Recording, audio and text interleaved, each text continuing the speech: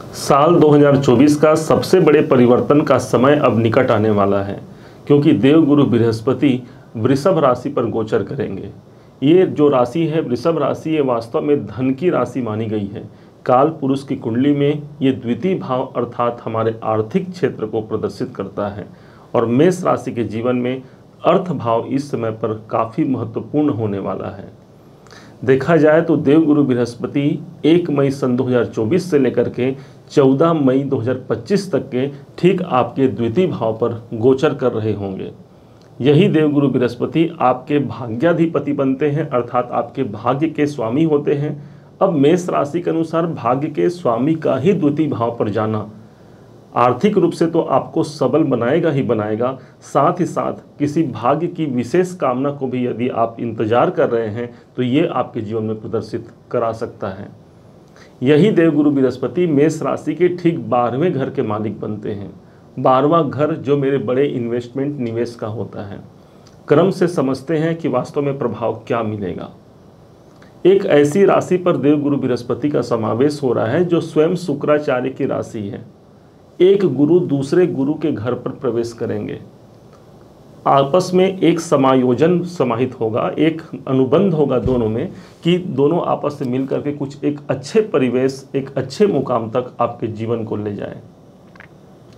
माना कि यह शत्रु राशि पर होंगे, परंतु एक गुरु दूसरे गुरु का सम्मान ही करता है, और इसी सम्मान को देखते हुए कुछ विशेष महत्वपूर्ण घटनाएं आपके समक्ष घटित होगी।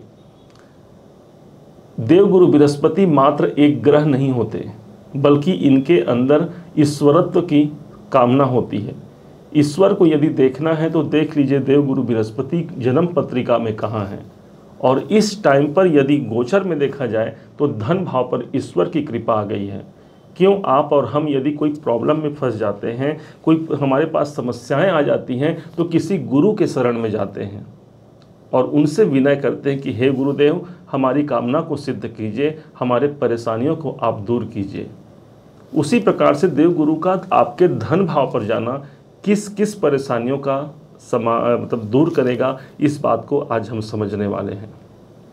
एक ऐसी एनर्जी है गुरु की कि जिस स्थान पर होंगे, अर्थात आपके धन भाव पर हैं, तो वो स्थान एनर्जिक हो गया, अर्थात उस स्थान पर ही आपको ईश्वरीय कृपा प्राप्त हो गई। यही देवगुरु बृहस्पति आपके भाग्याधिपति बनते हैं और साथ ही साथ आपके 12वें घर के मालिक बनते हैं। इससे बहुत इंपॉर्टेंट हो जाता है मेष राशि, मेष लगन के लिए इस गुरु को समझना। यदि कोई धन से जुड़े हुए परेशानी लंबे समय से चल रहे हैं, किसी आर्थिक मामलों का निष्कर्ष हम निकाल करके सामने नहीं ला पा रहे हैं, ये समय होगा आपके अर्थ संबंधी कार्य को पूर्ण करने का। वास्तव में देखा जाए तो ये धन के लेवल को नेक्स्ट लेवल तक ले जाने वाला गोचर होगा, जो पूरे 1 साल तक प्रभावी होगा। कुटुंब में इस समय पर, अपने परिवार में, अपने फैमिली में इस समय पर कोई कुछ धार्मिक कार्य या कोई मांगलिक कार्य होने का एक योग बनेगा, क्योंकि गुरु स्वयं एक मांगलिक कार्य को प्रदर्शित करते हैं। गुरु स्वयं दूसरे घर के स्वामी होते हैं, कारक होते हैं, और इस हिसाब से कारक ग्रह का समावेश कारक भाव पर होना कहीं से भी मेष राशि के लिए हानिकारक स्थिति को प्रदर्शित नहीं करेगा। कोई बैंकों से जुड़ा हुआ कार्य आपका अटका हुआ है, वहां पर पूर्ण होने की संभावना। आपकी वाणी में स्वयं एक ओज आएगा। गुरु के पास एक ओज होता है, गुरु के पास ज्ञान होता है। आप देखेंगे आपके स्वयं वचन में, आपकी वाणी में भी एक वार्तालाप की मधुरता कायम होगी। यदि आपका कार्य बोलचाल से संबंधित आपका कार्य है, वहाँ पर भी आपको प्रगति देखने को देवगुरु बृहस्पति के इस गोचर के दौरान पूरे 1 साल तक देखने को भरपूर मिलेगा। यही देवगुरु बृहस्पति चूंकि आपके भाग्याधिपति बनते हैं, नवमेश बनते हैं, भाग्य का साथ मिलना, अपने पिताजी का सपोर्ट मिलना, आपने पहले से कोई बहुत अच्छा आपने जाप ताप किया है, धर्म का काम किया है, कोई पूजा अर्चना किया है, तो उसका वास्तव में प्रतिफल मिलने का ये समय होगा देवगुरु बृहस्पति का दूसरे घर पर होना, क्योंकि नवम भाव यहाँ पर जागृत हो जाएगा। नवमेश है भाई, तो भाग्य से ही मुझे धन की प्राप्ति होना, ईश्वर की कृपा से मुझे धन की प्राप्ति होना, मेरे पिताजी के द्वारा मुझे धन की प्राप्ति होना, या पैतृक संपत्ति को भी दिला जाने का एक यहाँ पर अच्छा योग बनता है। नवम भाव मेरे उच्चाधिकारियों का होता है, मेरे सपोर्टिंग, जो मुझे सपोर्ट करे मेरे कार्य क्षेत्र में, उनका होता है। तो उनके द्वारा भी मुझे सपोर्ट प्राप्त होगा और अर्थ की वृद्धि यहाँ पर विशेष देखने को मिलेगी। फाइनेंस सेक्टर आपका बहुत मजबूत होने वाला है। जो लेवल आप चाहते हैं अपने धन का, जिस लेवल तक भी आपकी सोच है, उस लेवल तक पहुंचने का ये एक सुंदर अवसर है आपके लिए, इसका यूज़ जरूर कीजिएगा। अब देखा जाए तो ये आपके 12वें घर के मालिक बनते हैं। 12वां घर मेरे खर्चों का है और खर्च के मालिक का धन भाव पर आना, तो धन खर्च इस समय पर अधिक होंगे।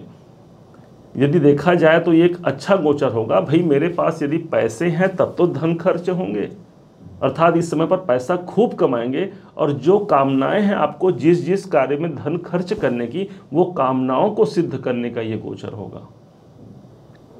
कोई बड़ा इन्वेस्टमेंट करा सकते हैं, कोई बड़ा निवेश यदि आप करना चाहते हैं, ये गोचर आपको सपोर्ट करेगा। 12वें घर के स्वामी धन भाव पर आए हैं। मेडिटेशन, ध्यान इत्यादि के लिए भी आपका यह सपोर्टिंग गोचर होगा। यदि आप हॉस्पिटल संबंधी खर्चों से पहले पिछले समय पर यदि परेशान हैं, यहाँ पर ब्रेक लगने की संभावना काफ़ी प्रबल होगी। गुरु जहाँ पर है वहाँ पर ईश्वरीय कृपा प्राप्त होती है, हमने कहा, अर्थात आर्थिक मामलों को लेकर के ईश्वरीय कृपा प्राप्त होगी। किसी गुरु का आपको साथ मिलेगा, किसी ऐसे मेंटोर का आपको साथ मिल सकता है जो आपको आर्थिक मामलों से बाहर निकाल जाए। यदि संतान चाहते हैं तो कुटुंब भाव पर गुरु का होना संतान संबंधी शुभ इवेंट को हमें प्रदान करता है। यदि घर में कोई विवाह इत्यादि का मांगलिक कार्य बहुत दिनों से नहीं हो रहा है, किसी कारण से विवाह इत्यादि में विलंब हो रही है, तो कुटुंब भाव पर देवगुरु बृहस्पति आए हैं। किसी जातक के या जातिका के विवाह संबंधी कार्य को कुटुंब बस आ जाएंगे, अर्थात घर बस जाएगा। 12वां घर मेरे जीवन में मेरे बड़े हानियों का होता है, तो इस समय पर कोई हानि इत्यादि होने की संभावना से आपको सचेत भी रहना होगा, क्योंकि हानि भाव के स्वामी धन भाव पर आएंगे। तो इसलिए किसी भी लेन देन, खासकर धन संबंधी लेन देन से आपको हमेशा सतर्कता पूर्वक कार्य करने की आवश्यकता होगी। अन्यथा देवगुरु बृहस्पति तो धन भाव पर हैं और ऊपर से 2 नंबर की राशि पर हैं, जो कि शुक्र की राशि है। शुक्र भी धन के कारक होते हैं और काल पुरुष की कुंडली में धन भाव के अधिपति बनते हैं। कोई बड़े अर्थ लाभ की संभावना यहाँ पर काफ़ी प्रबल है। सचेत रहना, इस बात पर भी कायम रहना पड़ेगा हमें कि भाई मुझे कहाँ कहाँ पैसे अपने लगाने हैं, कहाँ, एक बार आपको ध्यान रखने की आवश्यकता जरूर होगी। अन्यथा आर्थिक स्थिति आपकी काफ़ी मजबूत होने वाली है। यदि आप लाखों करोड़ों तक पहुंचना चाहते हैं तो इस गोचर का आप उपयोग कर सकते हैं। इस समय पर एक और महत्वपूर्ण घटना हो रही है कि एक षडाष्टक योग है केतु और गुरु का, वो इस समय पर टूट जाएगा। जब गुरु मेष राशि पर थे तो मेष से अभी केतु कन्या राशि पर चल रहे हैं, तो केतु और गुरु का आपस में 6-8 का संबंध बना हुआ था, जिसे षडाष्टक योग कहा गया। अब वो षडाष्टक योग यदि टूट जाता है, इसका शुभ परिणाम 1 मई से देखने को मिलेगा। कोई कार्य यदि मतलब कुछ रुकावट आ रहे हैं, किसी कार्य में आपको डिप्रेशन या तनाव की स्थिति महसूस हो रही है, यहाँ पर एक नई जागृति का कायम होना, षडाष्टक योग टूट जाएगा। अर्थात केतु भी यहाँ पर आपको पॉजिटिव रिजल्ट देंगे, जो ठीक आपके 6ठे भाव, आपके कर्जे, आपके शत्रु के स्थान पर है, वहाँ से भी मुझे मुक्ति मिलेगी। कोई कोर्ट केस संबंधी काम चल रहे हैं, वहाँ से भी मुझे मुक्ति मिलेगी। अर्थात ये गुरु का गोचर मेष राशि के लिए सर्वाधिक महत्वपूर्ण होगा। इस वीडियो में हम इनके दृष्टियों को नहीं ले रहे हैं, अन्यथा ये वीडियो काफ़ी लंबा हो जाएगा। इनके दृष्टियों को लेने के लिए अलग से एक वीडियो लेकर के आएंगे, जिसमें इनकी जो तीनों दृष्टियां होती हैं वो गंगा जल के समान पवित्र होती हैं। उस बात पर चर्चा करेंगे, कहाँ कहाँ आपको और शुभत्व की प्राप्ति होगी, इस बात को समझेंगे। आज के लिए बस इतना ही। आप सभी मेष राशि के भाई बहनों को बहुत बहुत शुभकामनाएं इस देवगुरु बृहस्पति के धन भाव पर ट्रांजिट होने का। इसका लाभ लीजिए। आर्थिक परिप्रेक्ष्य से ये आपके संग संग चलने वाला सबसे महत्वपूर्ण गोचर होगा। पुनः एक बार फिर आप सभी का दिवस मंगलमय हो। यदि आपको मेरे समझाने का यह प्रकाश सार्थक लगा हो यदि मेरे समझाने का यह तरीका आपको सार्थक लगा हो तो अपना प्यार भरा लाइक और कमेंट करना कभी मत भूलिएगा। और हाँ, यदि अभी तक आपने चैनल को सब्सक्राइब नहीं किया है, सब्सक्राइब भी कीजिएगा। पुनः एक बार फिर आप सभी का दिवस बहुत मंगलमय हो, इन्हीं शुभकामनाओं के साथ। जय श्री राम।